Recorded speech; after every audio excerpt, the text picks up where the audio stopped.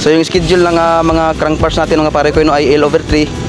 Yung top bars natin, yung bottom bars naman natin, bottom crank bars natin ay L/5.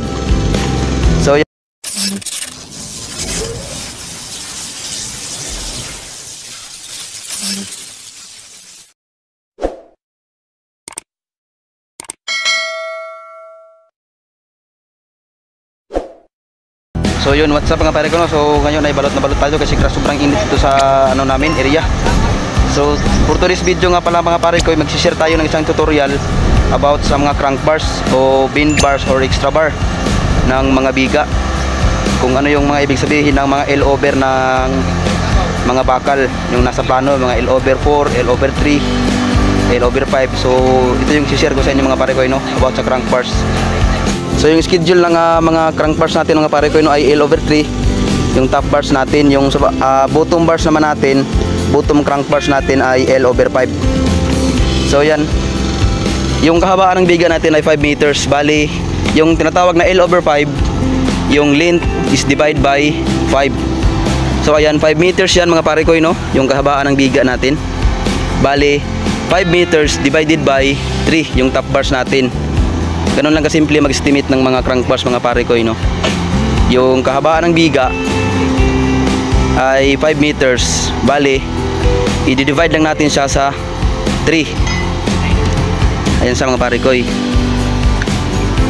Depende na kung ano yung haba ng biga ng mga pare ko, no? At ano yung mga nakadetail sa plano ng ating mga biga. So dito sa atin mga pare ko, no, ay kadalasan L/4 yung ginagamit natin. Pero dito may plano akong hinawakan. Yung top bars natin ay L/3 at yung bottom bars natin, yung crank bars na sa baba, yung bottom ay L/5.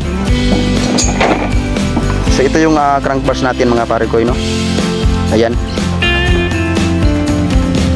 Ipa-plus na natin dito yung mga hook niya mga pare ko, no? Ayan.